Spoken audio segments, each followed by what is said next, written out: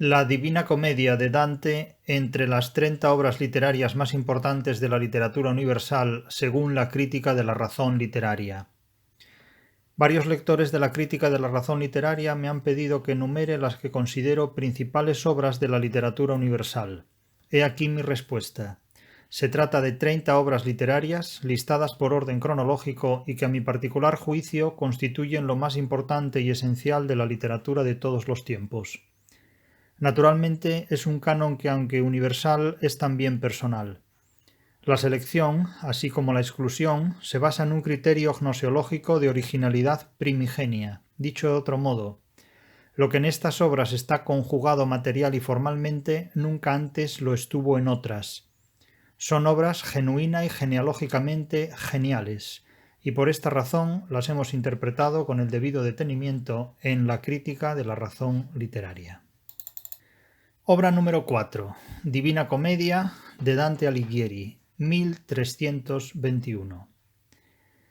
Nunca una obra literaria ha estado tan cerca de la filosofía como lo ha hecho la Divina Comedia de Dante Alighieri. Un logro así es además un hecho irrepetible. Jamás volverán a darse en la historia condiciones que lo hagan posible.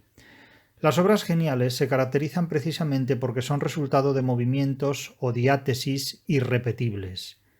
No se pueden clonar ni superar. Ante ellas solo cabe el pastiche, la imitación devaluada o el kitsch. Ocurre además que hoy la filosofía está separada de todo, excepto de la ansiedad y de la deficiencia emocional exigida por la autoayuda y sus géneros publicitarios.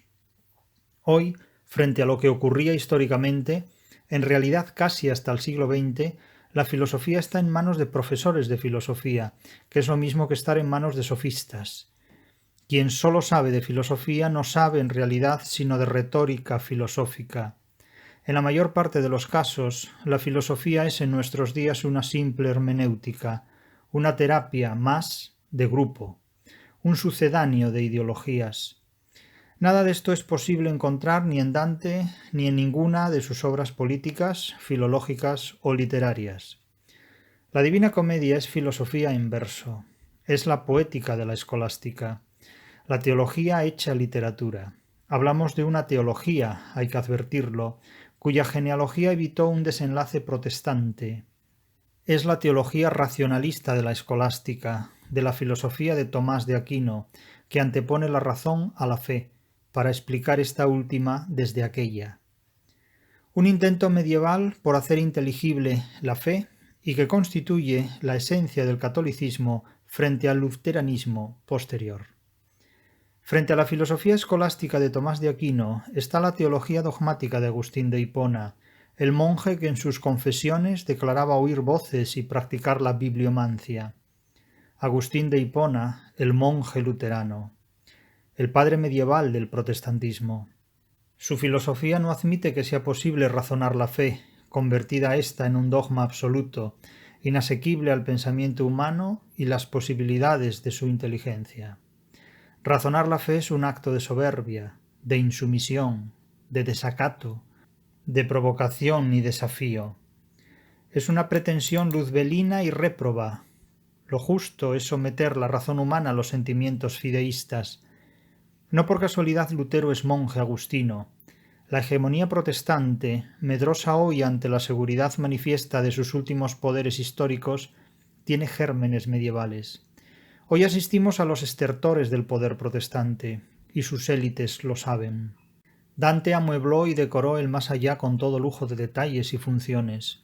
Dante, el ingeniero de Dios escolástico, embelleció el infierno luzbelinamente, tanto o más que el mejor de los románticos, los cuales le deben el poder y la fuerza de su poética.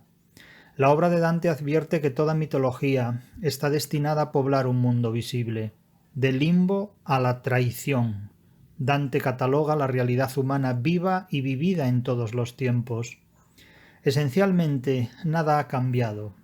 La vida es presunción de conocimiento y sofística, adulterio y prostitución, depredación y gula, avaricia y dilapidación patológicas, anomias múltiples provocadas por deficiencias emocionales e intelectuales, desde la envidia y la soberbia hasta la impotencia por saberse imbécil o por sospecharse medio tonto y no poder disimularlo ni superarlo.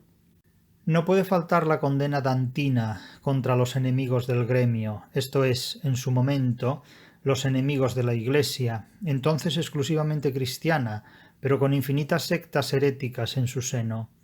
Siempre ha sido así. La obsesión del grupo es el exterminio del adversario.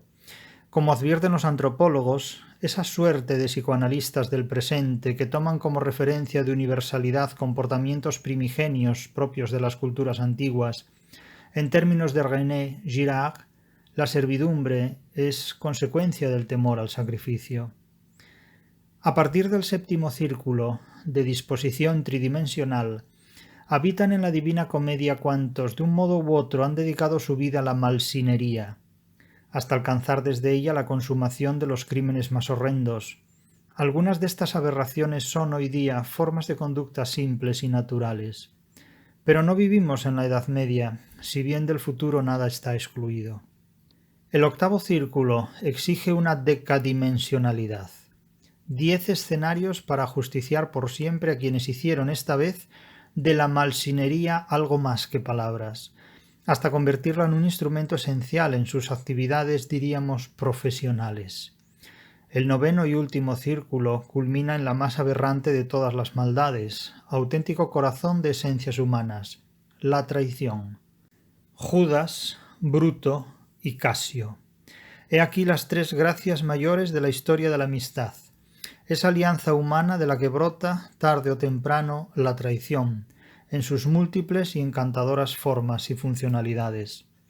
Sea como fuere, la Divina Comedia de Dante es tal vez la única obra de la literatura universal que combina, de la forma más estable y mejor sostenida, una combinación que apenas se da de modo tan perfecto en ninguna otra obra de arte. Me refiero a la amalgama de las 4 genealogías literarias, la literatura primitiva o dogmática, la literatura crítica o indicativa, la literatura programática o imperativa y la literatura sofisticada o reconstructivista. La combinación y dialéctica armonía entre lo racional y lo acrítico con lo irracional y la crítica se produce casi sin falta en cada uno de sus tercetos encadenados.